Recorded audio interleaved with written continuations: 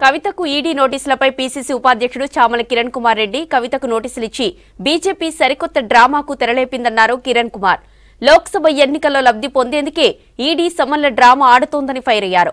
Liquor కేసులో కవితపై చర్యలు ఎందుకు లేవో ప్రజలకు తెలుసన్నారు కిరణ్ కుమార్ రెడ్డి.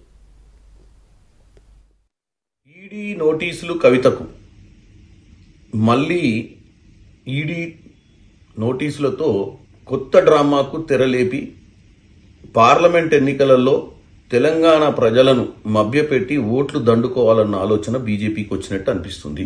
గతంలో కూడా పదే పదే ఈడీ నోటీసులు ఇచ్చి అక్కడ Manish Sisodia deputy chief minister Aam Aadmi party ఢిల్లీలో అరెస్ట్ చేశారు. కానీ అసలు కీలకమైనటువంటి సౌత్ గేట్ స్కామ్ లో ఉన్నటువంటి కవిత గారిని అరెస్ట్ చేయకుండా, కేసుని నిర్వీర్యం చేయడమే కాకుండా ఇక్కడ తెలంగాణ ప్రజలలో గాని బీజేపీ నాయకులలో గాని విమర్శలకు దారితీసినాయి. ఇప్పుడు బీఆర్ఎస్ ఓడిపోయిన తర్వాత బీజేపీ రానున్న పార్లమెంట్ ఎన్నికలలో కీలకమైనటువంటి కాంగ్రెస్ కి కీలకమైన అపోజిషన్ కావాలి అన్న ఆలోచనతోటి ఈ మళ్ళీ ఈడీ డ్రామాకు తెరలేపినట్టుగా కనపడుతుంది.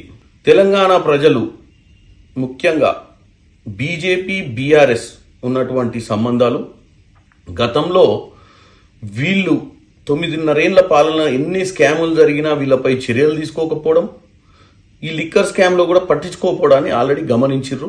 ఇప్పుడు మీరు ఏం చేసినా ఈ ఎన్నికల ముందు ఎన్ని జిమ్మిక్లు ఎన్ని డ్రామాలు చేసినా తెలంగాణ ప్రజలు నమ్మే విధంగా ఉండదు.